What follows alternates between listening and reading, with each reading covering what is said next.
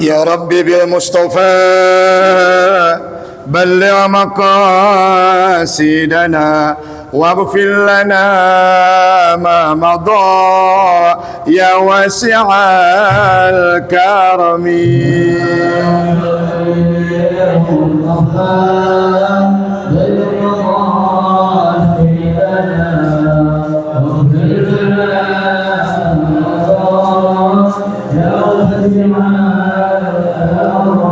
بالسيد الخلق سامس الحق معتسمي محمد خير معصوم ومعتسم.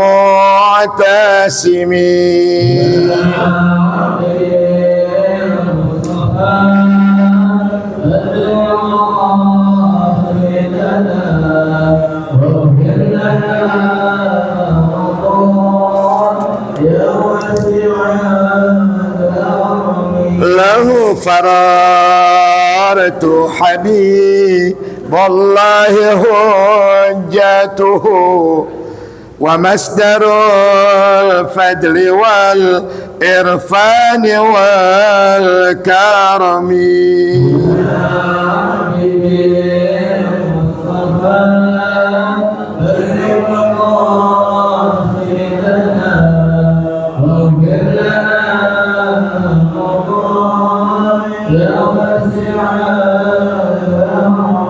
له فرارة حبيب الله حجته ومصدر الفضل والعرفان والكرم.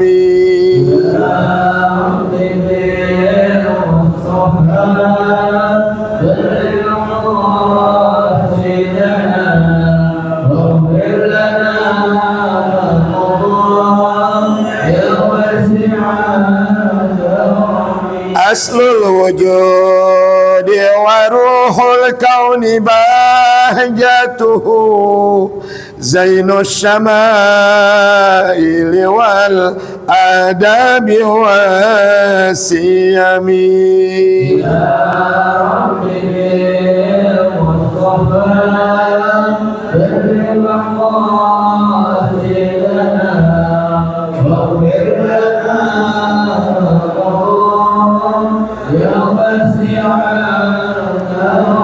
مطهر الأرض من رجس ومن دارني من عابدي وسن أو عابدي صنمي.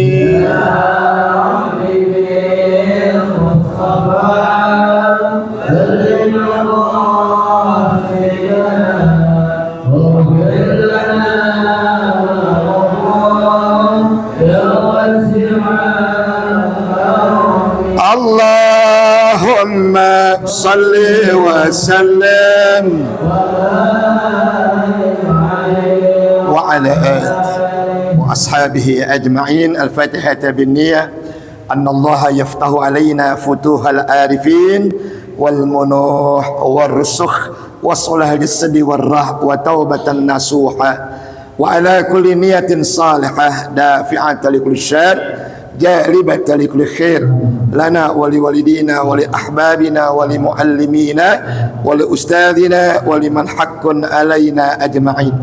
لجميع المسلمين والمسلمات والمؤمنين والمؤمنات الأحياء منهم والأموات. خصوص الأرواح من بنى هذا المسجد ومن قام هذا المسجد الجامع آل عمران المتقدمين والمتأخرين أن الله يغفر لهم ويرحمهم درجاتهم في الجنة وأن يعيد علينا من بركاتهم وأسرارهم وأنوارهم وعلومهم ونفحاتهم في الدين والدنيا والآخرة وإلى حضرة النبي محمد صلى الله عليه وسلم. الفاتحة. أعوذ بالله من الشيطان الرجيم. بسم الله الرحمن الرحيم. الحمد لله رب العالمين الرحمن الرحيم مالك maliki yaum. Iyyaka na'budu ihdinas siratal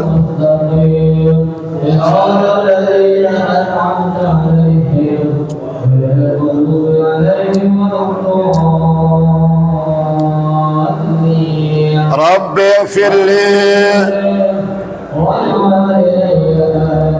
Bismillahirrahmanirrahim. La ilaha illallah. Astaghfirullah. Allahumma salli wa sallim ala sayyidina Muhammadin wa ala ali sayyidina Muhammadin waftah lana bihi abwaaba ilmika kama fatahtaha ala anbiyaika wa ulamaika al-mutaqaddimina wal mutaakhirina wansur alaina rahmataka ya dzal jalali wal ikram birahmatika ya arhamar rahimin. Walhamdulillahi rabbil alamin. Bismillah, walhamdulillah, salatu wassalamu ala rasulillah wa ala alihi wa ashabihi wa man nasarahu wa walah. Wala hawla wala quwwata illa billah, amma ba'du. Fa inna asdaqal hadis kitabullahi ta'ala wa khal hadiyi hadiyu nabiyyina Muhammadin sallallahu alaihi wa alihi wa sallam. Wa sal umuri muhdasatuha wa kullu muhdasatin dalalah wa kullu dalalatin finnar. As-sanadul muttasilu ilal imamil muallif rahimahullahu ta'ala wa adaman naf'a bihi wa bi ulumihi fi daraini amin. Qala. Keenam, bahwa jangan ia memberi isyarat. Bersama kita panjatkan puja-puji serta rasa syukur kita kehadirat Allah Subhanahu wa ta'ala. Sekaligus pula teriring selawat beserta salam, semoga senantiasa tercurahkan keharibaan junjungan kita baginda Nabi besar Muhammad sallallahu alaihi wa alihi wasallam, yang semoga pula salawatullah wassalamu tercurah atas keluarganya pun atas sahabatnya, dan kelak di hari kiamat mudah-mudahan kita semua yang hadir insya-Allah diakui sebagai umatnya. Amin ya rabbal alamin. Masih tentang adab seorang murid terhadap gurunya. Pada 2 minggu yang lalu telah sama kita bahas sampai kepada yang kelima. Seulas sedikit yang kelima, bahwa jangan seorang murid itu menyangka akan perkataan gurunya itu. Nggak boleh. Jadi kalau guru lagi ngajar, jangan suka disangka gitu. Apalagi di depan orang banyak, ya. Itu sangat dan sangat galil adab namanya. Su'ul adab, ya. Nggak boleh dia menyangkal akan perkataan gurunya. Dengan katanya, si fulan menyalahi akannya engkau kata itu. Jadi dia berkata, Pak Ustadz, maaf, si fulan menyalahi apa yang Ustadz katakan. Si Ustadz nggak enak tanya begitu tuh. Ya, seakan-akan murid itu mengadu domba antara guru dengan orang lain. Nah, itu dalam agama nggak boleh. Ya, jangan. Itu satu adab yang nggak baik seorang murid terhadap gurunya, ya. Maka menyangka bahwasanya ia itu atau muridnya terlebih benar, gitu, ya. Maka hal seperti itu juga teramat sangat tidak dibenarkan, ya. Kurang adab terhadap gurunya. Jadi apapun sampaikan gurunya, ya harus sam'an wa ata'an. Sam'an maknanya dengar, ta'an artinya taat, patuh terhadap apa yang dikatakan oleh gurunya, ya.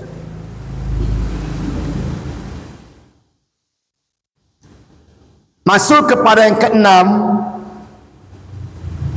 bahwa jangan seorang murid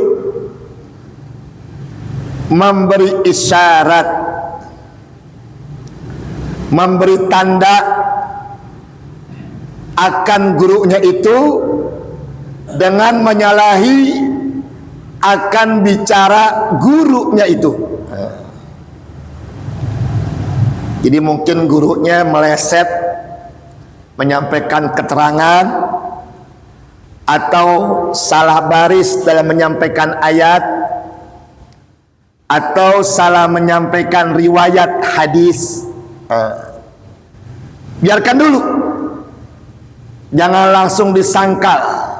Ustadz nggak begitu, Ustadz ayatnya begini, Ustadz hadisnya begitu, nggak boleh, jangan, ya. Ntar selesai ngaji kita bisa silaturahim ke rumahnya, ya. Karena juga nggak ada guru yang mau dilurusin nggak terima, nggak mungkin, pasti dia terima. Cuman cara penyampaiannya jangan lagi taklim, ya, jangan lagi ngajar. Itu adab yang nggak baik seorang murid terhadap gurunya, gitu. Pokoknya sam'an wa ta'an saja ketika lagi ngajar.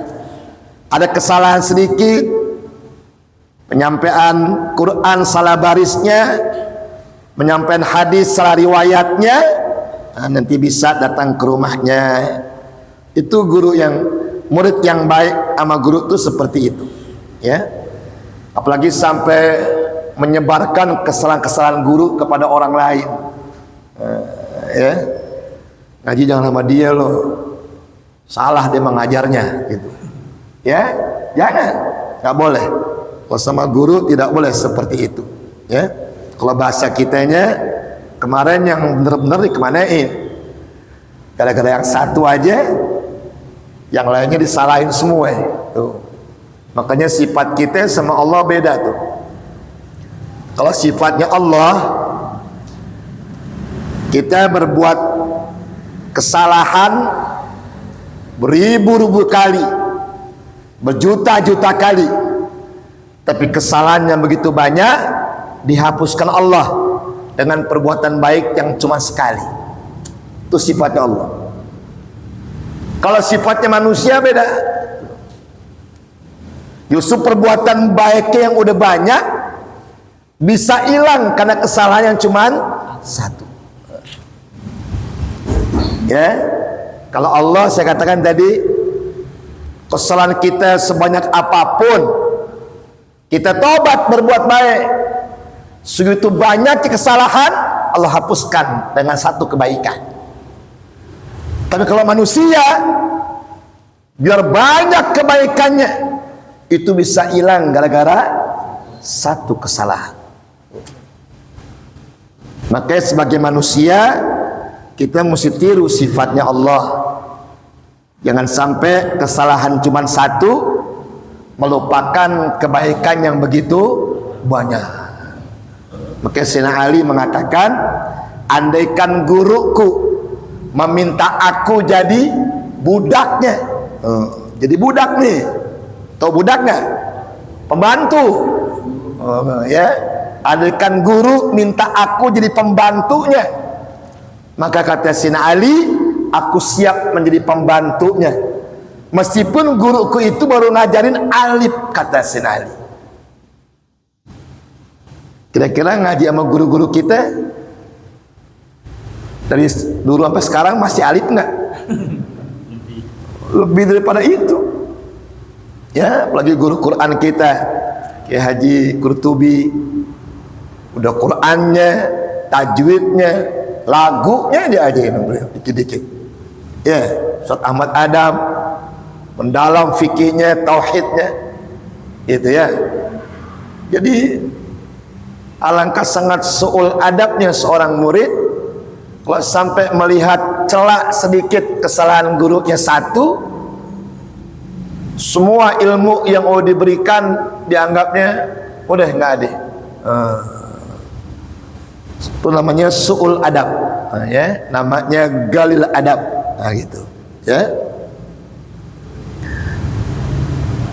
Maka dengan dia menyalahi apa yang guru ajarin, dia menyangka terlebih benar daripada gurunya. Allah, jangan sampai kita kuliah sampai kosong kemari dapat gelar sampai menyempelekan, maaf ya, ustadz kampung lah kata begitu deh, ya, ustadz yang ngajarin sholat, ustadz yang ngajarin wudhu, mentang-mentang dia di rumah punya kitabnya udah banyak kitabnya, sampai berlemari-lemari tuh kitab, dianggapnya udah gurunya nggak ada apa-apa sama dia. Ya Allah, jangan. Tapi kalau kita bicara jujur, guru TK tuh lebih berjasa daripada universitas. Yang pertama kali ngajarin kita ini A, ini B, ini C, itu TK tuh guru yang paling berjasa buat kita.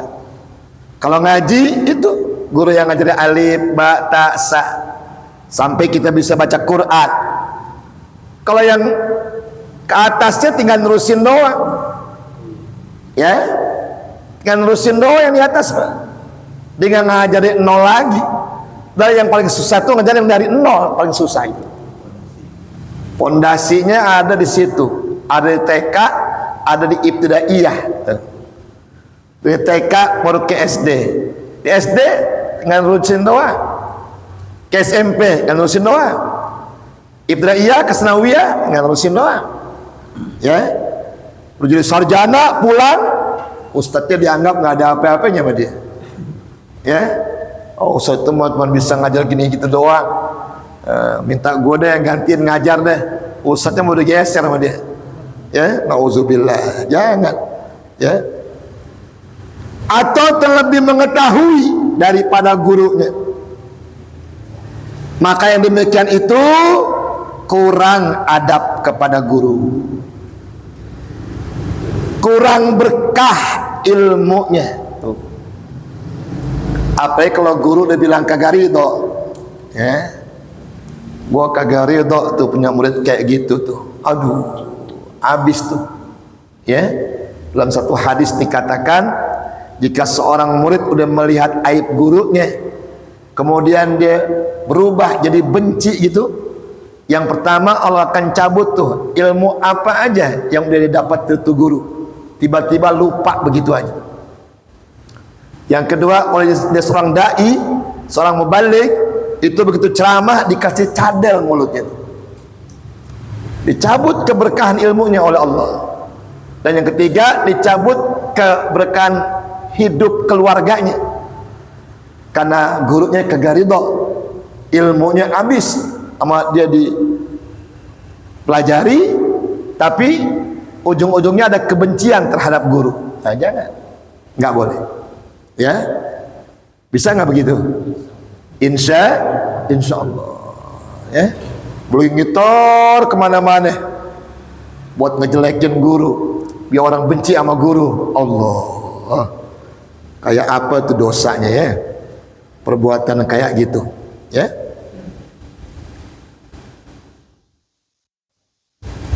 Adab yang ketujuh, bahwa jangan seorang murid berbisik-bisik dengan orang yang sama-sama duduk ngaji di hadapan gurunya. Tuh, tahu nggak berbisik-bisik? Bikin sebelahnya, nggak boleh. Ya, nanti guru nggak nyaman ngajarnya. Ada apa nih? Pada bisik-bisik nih, gitu. Ya, apa bisik-bisik tetangga nih? Jangan, nggak boleh. Dah samaan wa ata'an, sami'na wa ata'na. Ya, nggak boleh berbisik-bisik tuh dengan orang yang sama-sama duduk belajar di hadapan gurunya itu. Ya.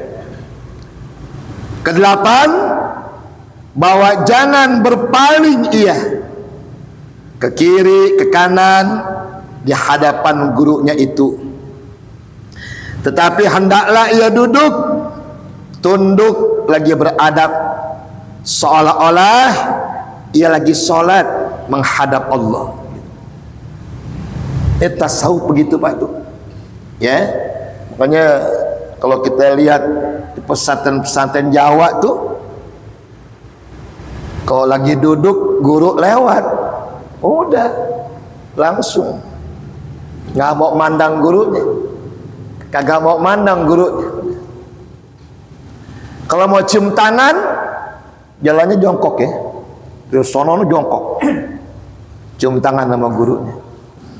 Ya, itu ada sopan santun terhadap gurunya.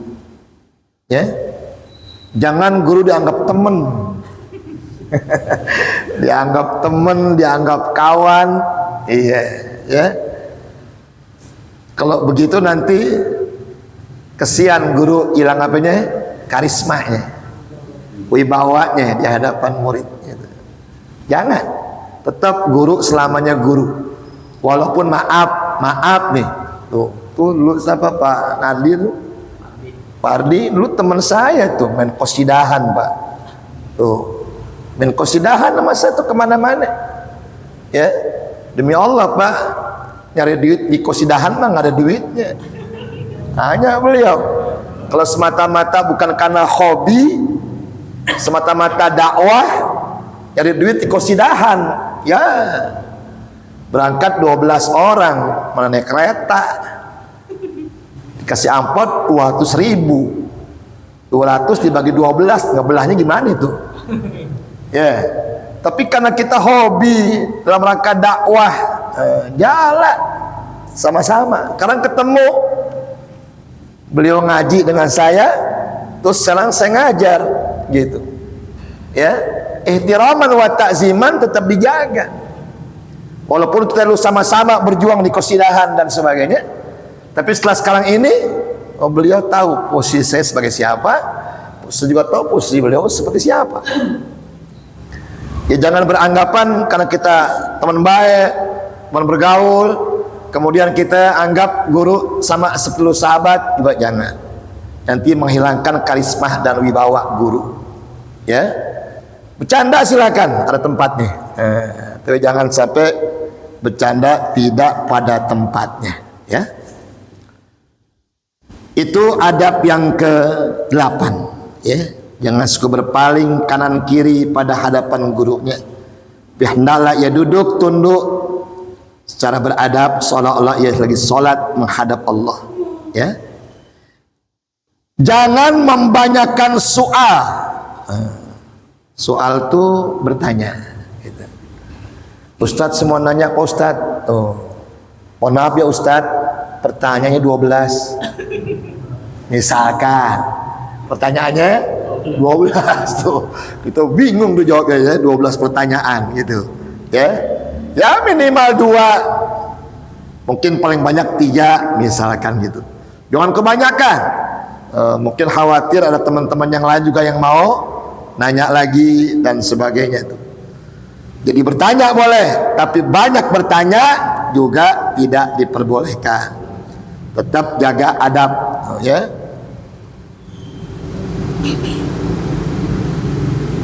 Apalagi ketika gurunya sedang mengajar, di-cut atau nggak di-cut? Yang ngajar nih, di-cut, maaf Ustaz. Kayak rapat gitu, maaf Ustaz. Gitu. Ada apa? Gini-gini, jangan. Biarkan guru ngajar dulu sampai sempurna. Udah sempurna, baru kita tanya apa yang perlu kita tanyakan gitu. Bisa nggak begitu ya? Insyaallah ya. Tapi hendaklah ia duduk tunduk beradab seperti orang yang lagi sholat. Jangan banyak bertanya tatkala gurunya sedang mengajar, ya, daripada berkata-kata atau tatkala ia lelah. Jadi kalau ngajarkan suka habis isya tuh pengurus nyiapin apa ya? Semacam minuman, makanan. Sudah, kalau bisa guru tuh jangan diganggu kalau lagi makan, kalau lagi minum jangan diganggu, ya.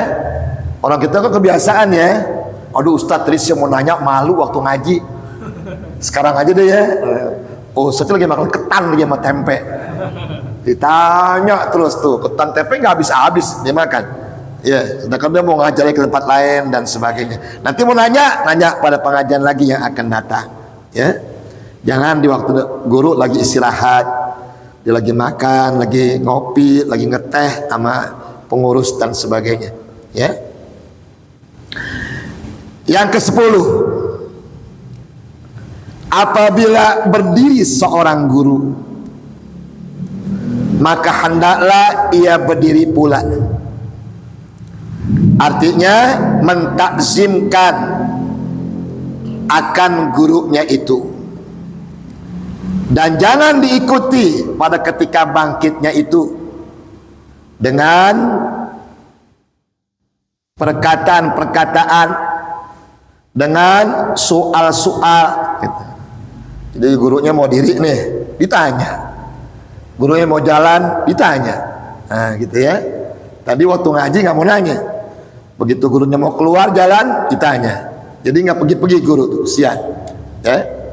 Dan jangan bertanya masalah pada ketika ia berjalan hingga sampai kepada rumahnya atau kepada tempat duduknya. 11, jangan jahat sangka dengan guru, ya. Jangan jahat sangka dengan guru, ya. Segala perbuatan yang zohirnya menyalahi daripada etikatnya atau bersalahan perbuatan gurunya itu dengan pengetahuan atau dengan adat, karena guru itu terlebih tahu ia dengan segala rahasia syariat, seperti hikayat Nabi Musa, hikayat Nabi Khidir. Maka bahwasanya perbuatan Nabi Khidir mempusakakan akan perahu orang yang tempat menumpang. Imam Syafi'i, Pak, itu muridnya Imam Malik. Ngertiin sekali lagi itu. Imam Syafi'i itu muridnya Imam Malik. Ada perbedaan nih pendapat. Kalau Imam Malik habis wudhu laki bini cium tangan nggak batal. Imam Syafi'i batal. Apakah berani Imam Syafi'i bertanya saya Malik? Enggak. Tetap Imam Malik ditaruh di atas kepala beliau sebagai gurunya. Nggak protes, ya, nggak banyak tanya. Kemudian Imam Ahmad Hambali itu muridnya Imam Syafi'i, ya. Kalau Imam Ahmad Hambali zakat fitrah boleh menggunakan uang, Imam Syafi'i nggak boleh. Yang bagus zakat fitrah dengan bahan baku yang dimakan di negeri itu.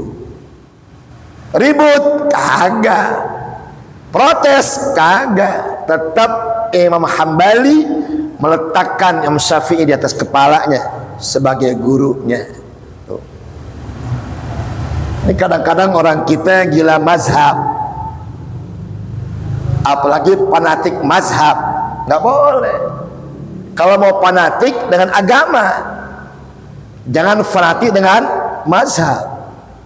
Di sini guru ada saya, ada Ustadz Ahmad Adam, ada Ustadz Haris Hambali, ada Ustadz Qurtubi. Nggak boleh nih empat-empatnya jadikan apa nih? Alat untuk saling menyalahkan. Oh itu kan pendapat Ustadz Zainuddin, gue pengen pendapat Ustadz Ahmad Adam aja. Nggak boleh begitu. Itu namanya merendahkan guru, membeda-bedakan guru, memilih-milih guru. Nggak boleh. Gue mau enak ngaji sama dia aja nih, seger ngajinya. Ngomong ngantuk ngaji nggak enak. Jangan. Emang kalau ngantuk ngaji nggak boleh? Boleh. Kalau bercandanya Ustadz Ahmad Adam tuh boleh kita ngaji bawa tukang pijit. Boleh nggak? Boleh. Pegel tukang pijitin lagi ngaji. Emang nggak boleh ngaji bawa kopi? Boleh. Ngantuk minum kopi, nggak apa-apa. Tuh, ya. Men kalau nyender jangan, nanti pahalanya dibagi dua sama tembok. Sayang. Ya. Jadi Nabi Musa pernah hidup di zaman Nabi Khidir. Nah, ya. Dua-duanya nabi. Tapi yang satu bukan rasul. Nah, Nabi Musa nabi tapi rasul. Nabi Khidir cuma nabi tapi bukan rasul. Ingat ini. Bedanya apa? Kalau Nabi Musa diberikan wahyu, wajib disampaikan kepada umat. Kenapa? Dia rasul. Kalau Nabi Khidir bukan rasul, cuma nabi, dikasih wahyu hanya untuk dirinya saja. Nggak wajib disampaikan kepada umat, disampaikan dosa, nggak boleh. Bertemulah keduanya tuh, ya. Melihat Nabi Musa mau pergi, Nabi Khidir mau ikut. Tuh. Ya, terbalik. Nabi Khidir mau pergi, Nabi Musa ikut. Tapi Nabi Khidir pesan, selama ikut sama aku, jangan bertanya apa-apa. Apapun yang aku lakukan, diam. Tuh. Kalau kamu nanya, jangan ikut lagi sama aku. Berarti muridnya Nabi Musa, gurunya Nabi Khidir. Tuh, Nabi Musa karena dia murid, ikuti. Baik, wahai Nabi Khidir, saya nggak akan nanya apa-apa, gitu. Nah tiba-tiba di tengah jalan ada perahu, ya, ada perahu lagi bersandar ke pinggir sungai. Tiba-tiba itu perahu dihancurin sama Nabi Khidir. Nabi Musa bingung, ada apa perahu dihancurin? Nanya, ya Nabi Khidir, kenapa tuh perahu dihancurin? Kan kesian tuh nelayan yang tak mau nyari ikan, nggak ada perahu lagi. Apa yang dibilang? Kan sudah saya bilang, jangan apa? Jangan nanya, diem aja. Tuh, iya ya. Mohon maaf Nabi Khidir, jalan lagi tuh, ya. Di tengah jalan ada anak kecil dibunuh sama Nabi Khidir, mati tuh anak. Mengkelap Nabi Musa, nanya lagi, ya Nabi Khidir, kenapa kau bunuh nih anak gak berdosa? Tuh, ya, anak gak berdosa, kenapa kau bunuh? Apa Nabi bilang? Hai Musa, dua kali ya kau bertanya, 3 kali kau tanya lagi, kau jangan ikut aku lagi, minta maaf lagi, jalan lagi. Tuh, di tengah jalan ketemu rumah yang udah hampir rubuh, bukan dibetulin malah dihancurin. Nanya lagi Nabi Musa, ini rumah orang nggak punya, kalau kau hancurkan tadi dia mau tinggal sama siapa? Gitu. Sudah, kau jangan ikut aku lagi. Tuh, Nabi Musa, daripada gue ikut kesel melulu, dah saya nggak ikut lagi deh. Tuh, Nabi Musa ditanya sama umat, kok guru begitu amat? Perahu dihancurin, anak kecil dibunuh, rumah orang miskin dihancurin juga. Kenapa itu Nabi Musa? Baru turunlah ayat dari Allah kepada Nabi Musa, karena Nabi Musa mesti nerangin sama umat. Ya, itu perahu dihancurin kata Allah, nanti jam 1 siang mau kelebu, dihantam badai di tengah lautan. Sebelum terjadi, dihancurkan dulu sama Nabi Khidir. Selamat nggak tuh? Selamat. Tuh. Coba kalau Nabi Khidir nggak hancurin, mati tuh nelayan jam 1 siang. Nabi Khidir udah tahu. Kau nggak ngasih tahu, dia Nabi bukan Rasul. Nabi Musa belum tahu, belum bisa nerangin sama umat. Begitu Allah terangin, baru Nabi Musa terangin. Yang kedua apa, wahai Nabi Musa? Kau anak kecil dibunuh. Tuh, ini anak udah gede bakal ngebunuh bapak ibunya akibat melakukan murtad, keluar dari Islam. Udah keluar dari Islam, dibunuh lagi bapak ibunya. Sebelum terjadi, sama Nabi Khidir dibunuh duluan. Mumpung masih anak-anak, belum punya dosa dia. Tuh. Atas perintah siapa? Perintah siapa? Perintah Allah. Tapi kenapa Nabi Khidir kagak nerangin? Dia Nabi bukan Rasul. Tuh. Ya, dia Nabi bukan Rasul. Tuh. Ya. Yang ketiga kenapa itu? Rumah orang miskin dihancurin nama Nabi Khidir. Allah terangin, itu rumah bakal dibeli orang Nasrani, bakal dijadikan gereja. Tuh. Sebelum dijual, dihancurin. Udah hancur, malah mau beli. Selamat lagi tuh yang punya rumahnya. Ya. Ini Nabi Musa muridnya, Nabi Khidir gurunya. Dia bertanya nggak dijawab, kayak dia Nabi bukan Rasul. Tapi dipesan wanti-wanti dari awal, boleh ikut tapi jangan nanya. Sampai 3 tuh pertanyaan, ya, sampai dia nggak ikutin lagi tuh Nabi Khidir. Ya, secara zahir emang perbuatan Nabi Khidir menyalahi akan syariat. Jadi walaupun salah jangan ditanya tuh, karena dia guru. Ya, lebih tahu kenapa tuh kapal mesti dihancurin, kenapa tuh anak mesti dibunuh, kenapa tuh rumah orang miskin mesti dihancurin. Dia lebih tahu, jangan ditanya. Ya. Dan sebab itulah maka inkar Nabi Musa. Ingkar artinya nggak nerima sampai perahu dihancurin, anak dibunuh, rumah orang miskin dihancurin. Tapi pada permulaannya, tetapi pada hakikatnya tiada menyalahi akan batin syariatnya. Dan sebab itulah bahwa Nabi Musa pada akhir perbuatannya itu membenarkan akan perbuatan Nabi Khidir. Jadi kalau kita melihat aib guru, jangan diomongin dulu. Guru lebih tahu. Ya, guru lebih tahu. Apa Nabi Khidir ngerusak perahu begitu aja, dia tahu tuh perahu bakal kelebu. Apa Nabi Khidir ngebunuh tuh anak, ngebunuh begitu aja? Kagak.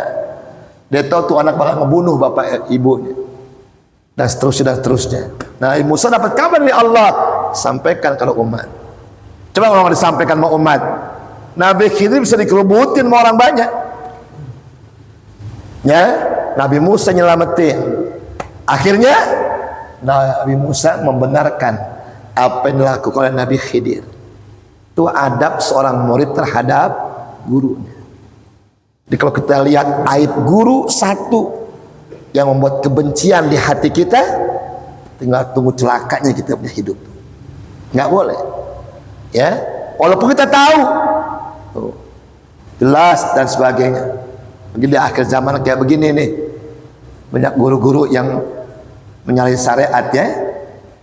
Kemarin ada pimpinan pondok pesantren yang sampai melecehkan keponakannya, ya, sama anak angkatnya gitu. Itu menyalahi syariat, memang harus ditegur karena menyalahi syariat. Tuh, ya, kejadian pesantren yang rubuh ada kan? Ada nggak? Sampai yang meninggal berapa orang santrinya? Ya, kira-kira guru pengen nggak kayak gitu? Ya kagak. Tapi fitnahnya masya Allah, pesantren sampai rubuh, kiainya keluar bawa Alphard, ya, bininya keluar rumah bawa mobil. Kok santri sampai jadi korban pesantrennya rubuh? Kok ke situ-situ larinya? Nggak ada urusan sambungannya ke situ.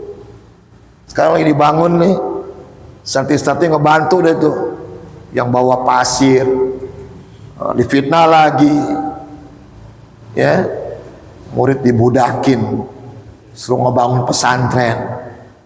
Saya waktu masuk Asy-Syafi'iyah Pak, dibangun ya ikut apa? Ngadu, ikut bawain batu bata. Kalau ada seorang murid yang ngebantuin guru ngebangun pesantrennya dianggap dibudakin, tuh orang tua salah didikan tuh sama anak tuh. Itu namanya ngabdi, ngabdi terhadap guru. Ya, apalagi jam 2 malam udah tidur enak kita, ketok pintu asrama tuh. Mana Zainuddin? Cucunya Buya Ghazali itu. Jam 2 malam ada apa? Kiai minta diinjekin. Pulang dari Singapura, kiai minta diinjekin, diurutin sampai azan subuh. Tuh. Selesai kasih kain atu nih, oleh-oleh dari Singapura. Di kitab atu nih. Baca dulu kitab nih. Baca 2-3 baris, selesai. Sana balik lagi. Tuh. Ya. Apa kita ngeluh? Bagian anak tidur jam 2 dibangunin. Agak bangun. Dari Asy-Syafi'iyah pindah ke Darul Rahman, sama. Lagi dibangun juga, ikut ngebantu. Itu namanya ngabdi. Ya, kita berhikmat kepada guru, dan banyak orang-orang dulu berhikmat jadi alim, bukan karena belajar. Berhikmat jadi alim. Saya punya guru di Darul Lughah wa Dakwah, namanya Ustadz Ismail. 30 tahun baru masuk pesantren. 30 tahun. Sampai habaib, ente mau ngaji sama siapa? Udah umur 30 tahun. Ya, terserah Habib deh. Suruh ngaji, ngaji. Suruh nyapu, nyapu. Bersihin WC. Tuh. Ya. Gurunya boleh ngajar di atas. Dia ngapain? Bersihin WC. Ngebersihin masjid. Sekarang alim, bukan karena ngaji, karena keredoan guru terhadap muridnya. Dari orang bodoh jadi orang pintar, bukan karena belajarnya, berhikmatnya, mengabdinya sama guru. Seperti itu. Ya, itulah tentang adab seorang murid terhadap guru. Insyaallah 2 minggu lagi faslun fi adabil walad ma'al walidain, ya, yakni adab seorang anak terhadap kedua orang tuanya. Insyaallah. Doain dia sehat walafiat ya. Ada pertanyaan nggak? Silakan. Ada pertanyaan. Ya, silakan dulu. Jadi kalau ilmu fikih suka ada antara guru satu dengan lainnya ada perbedaan. Iya. Yang satu mengatakan begini itu sunnah, yang satu lagi mengatakan begini itu makruh. Kemudian saya nyari dulu satu labinannya, biar ada dua gitu, yang sama itu mau saya pakai yang dua gimana? Iya. Berbeda pendapat antar guru itu hal yang biasa. Kayak tadi saya katakan Imam Malik berbeda pendapat dengan Imam Syafi'i. Imam Syafi'i berbeda pendapat dengan Imam Hambali. Tapi ya kita mesti tahu bahwa Imam Syafi'i muridnya Imam Malik, nggak pernah membantah pendapatnya selama sekali lagi itu pendapatnya itu memiliki apa? Dalil yang kuat, ya, memiliki dalil yang kuat. Tuh. Imam Malik punya dalil ketika malam hari Rasulullah itu mau sholat, kakinya menyentuh kakinya Siti Aisyah, tapi Nabi tetap sholat. Sehingga Imam Malik mengatakan persentuhan laki bini habis wudhu tidak batal menurut mazhab Imam Malik. Imam Syafi'i bagaimana? Batal sebagaimana disebutkan dalam Al-Quran. Nah, kok kenapa sampai yang lebih banyak Imam Syafi'i ketimbang Imam Malik gitu? Karena pendapat keduanya yang satu Quran, yang satu hadis. Coba yang jawab, yang jangan takut-takut jawabnya. Kira-kira Quran sama hadis lebih kuat yang mana? Quran sama hadis lebih kuat yang mana? Quran. Tapi tidak menyalahi kalau ada orang pengen mengambil pendapat dari hadis, nggak menyalahi. Silakan, nggak apa-apa. Tuh, ya. Artinya nggak boleh sering menyalahkan. Aku pengen pendapat yang ini aja nih, guru gue. Yang ini mah nggak serak gue. Jangan. Sama guru nggak serak, sama guru nggak serak, nggak boleh. Kita pengen pendapat Imam Syafi'i, kerjain. Qurannya jelas kok, lana a'maluna walakum a'malukum. Ini amal kami kerjain, itu amal kamu kerjain. Bahwa amal masing-masing. Yang nggak boleh tadi itu saling menjelekkan, saling memfitnah, ya, dan sebagainya. Di zaman 4 mazhab dulu nggak terjadi hal-hal seperti itu. Sekarang nih ramenya nih, ya, mereka nggak menghormati tuh 4 guru yang begitu mulia di atas, yang pendapatnya beda kayak apapun tetap menghormati satu dengan yang lainnya. Kira-kira ada nggak di Ali Imran nih? Maaf nih, di Ali Imran nih, kalau subuh ada makmum yang nggak ikut baca kunut, ada nggak kira-kira? Ada yang kira? Ada orang-orang pada amin, dia di bawah aja tangannya, nggak ikut baca amin. Apa mesti kita salahin? Jangan, biarin.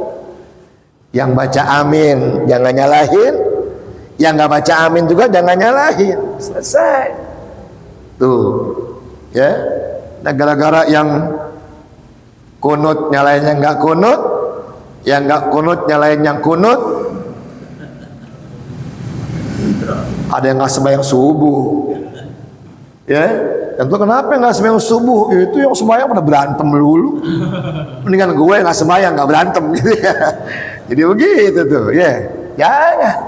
Ada yang sholatnya goyang, ada yang lempeng aja. Dua-duanya punya dalil, biarin. Yang satu mengatakan Nabi kalau baca syahadat illallah digerakkan. Pendapat Imam Syafi'i digerakkan satu kali aja, bukan digerak-gerakan, bahasanya begitu, ya. Tapi jangan dipermasalahkan, karena emang nggak batal, karena memang kagak batal. Yang batal begini tuh, ini batal baru nih, ya. Kalau gini doang mah nggak batal, enggak. Mau 1000 kali kek, 2000 kali kek nggak batal. Yang batal yang begini nih, tuh, ini batal tuh. Angkat tangan ada yang begini, ada yang lebar, ada yang kurus, ya, ya udah. Yang penting sama-sama baca takbiratul ihram. Ingatin, Nah pertanyaan, boleh nggak Pak Ustadz kalau guru nih satu dengan satu lainnya berbeda pendapat, kita mau nanya sama satu lagi nih. Kebetulan ketemu yang satu lagi pendapatnya sama kayak yang guru satu nih, yang nggak apa jadi dua, jangan. Ya, jangan. Udah cukup dua guru ini aja. Tinggal mana yang kita mau ambil, yang A atau yang B.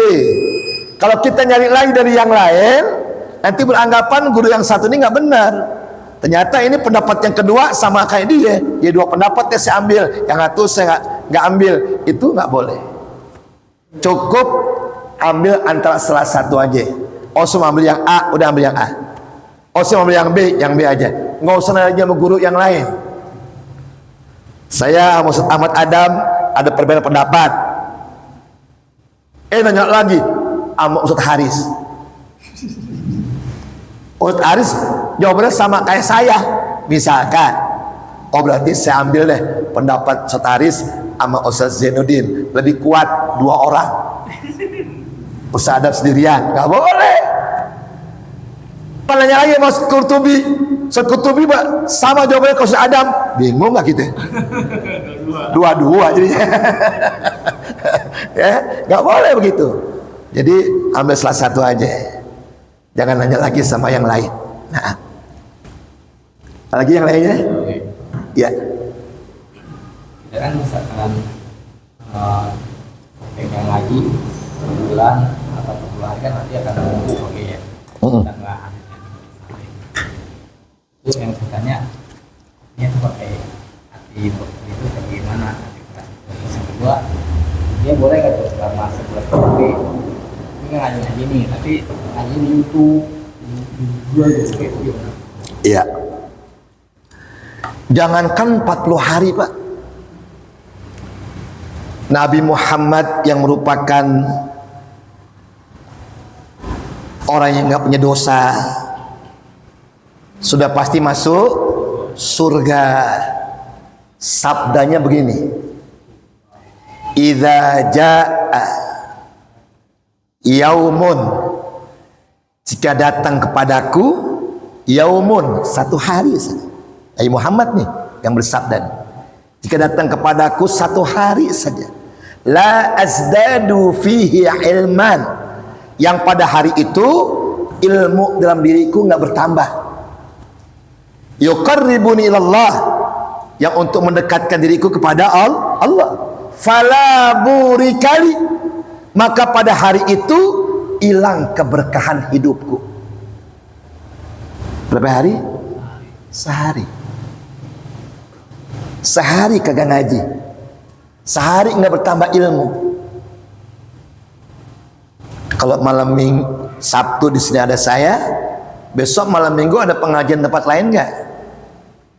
Di mana pengajian tempat lain malam minggu? Kalau ada waktu datangin.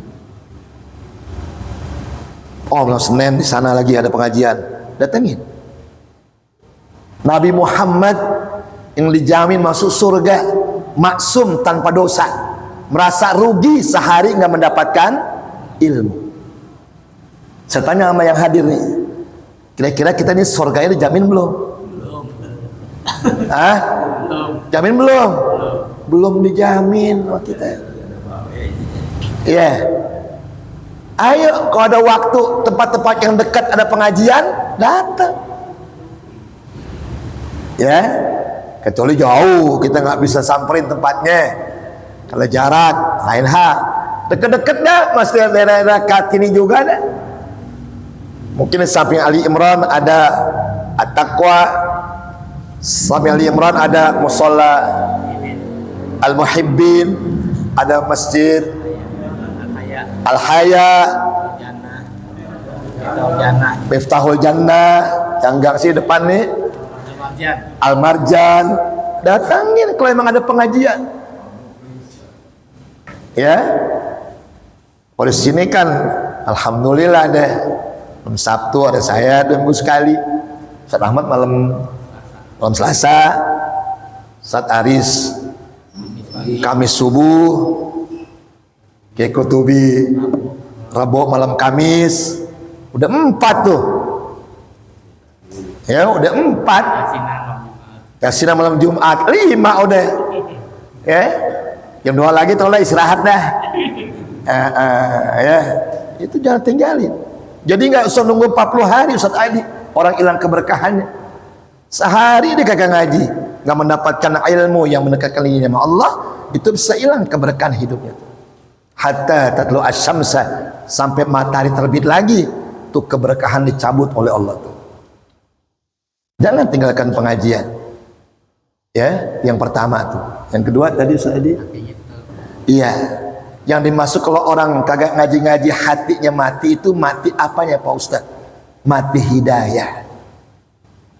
Ya, mati hidayah. Arti mati hidayah, amlam tunzirhum la yu'minun. Dikasih nasihat ke, nggak dikasih nasihat ke, nggak berubah. Makanya saya katakan, kalau orang cerdas dinasihatin, dia merenung, dipikirin. Kalau orang bodoh nasihatin, dia tersinggung, marah sama nasihatin. Tuh, mungkin dibikin tuh YouTube-nya tuh. Ada orang bawa mau ke masjid, ngajak tuh, masjid yuk. Oh, ke masjid ngajak-ngajak orang, bakal sendirian. Apa ya ke masjid orang? Bilangin tuh mau ustadznya ya, kalau ngaji suka nyinggung-nyinggung orang. Besoknya balik lagi bawa motor tuh. Kelurahan ada apa? Bagian sembako. Mau ikut nggak? Ayo ikut. Jangan pakai rem. Jangan pakai rem. Alhamdulillah tabrakan. Mati tuh ya. Dikabarin tuh di masjid itu ya. Innalillahi wa inna ilaihi raji'un. Telah meninggal dunia si A bin A dan sebagainya. Orang semua alhamdulillah, akhirnya si A ke masjid juga. Diapain tuh? Sholatin. Bukan mau haji, disolatin tuh. Ya. Jadi beku tuh hati kayak begitu tuh. Apalagi udah Allah yang nutup, siapa yang bisa yang buka? Khatamallahu ala qulubihim wa ala sam'ihim wa ala gisawatun walahum adzabun azim. Orang udah begitu tuh sifatnya jadi yang dahsyat, namanya dengki. Kalau jahat masih bisa dirubah jadi orang baik, marah masih diredam jadi nggak marah lagi, tapi dengki sulit. Biar orang berbuat baik dianggapnya udah salah aja udah. Itu kedengkian sangat bahaya. Akibat mata hati sudah tertutup, nggak bisa nerima hidayah lagi. Disebutnya mati hidayah. Kalau mati secara manusia enggak, tapi mati hidayah, nggak bisa menerima nasihat, nggak bisa. Ya, sholat yuk, lu duluan deh, ntar gue depanan. Lu duluan deh, ntar gue depanan. Nyelekit tuh omongan tuh. Sholat yuk, pakai ngajak sholat. Lu yang sholat belum tentu ke sorga. Sakit hati kita tuh orang ngomong kayak gitu tuh. Udah biar tinggal ya. Kita udah cukup ngajak kok. Ya, soal ikut nggak ikut urusan dia. Tapi ngajak kewajiban kita. Balighu anni walau ayat. Sampaikan daripadaku meskipun cuma 1 ayat. Sampaikan. Ajak orang sholat, dia mau ikut nggak ikut urusan dia. Udah ngajaknya kita, gugur kewajiban kita itu. Ya, mendingan mata kita buta, hati kita hidup, daripada mata yang melek tapi hatinya mati, sulit mendapatkan hidayah. Terakhir ya.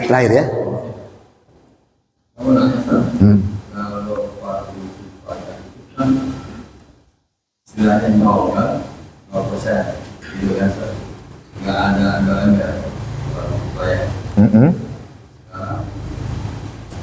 Dia memberikan kadarnya untuk si yang memandikan itu upaya, tapi digembar-gemborin sama yang mandiin. Itu hukum Iya. Itu aja ya. Iya. Memang kewajiban yang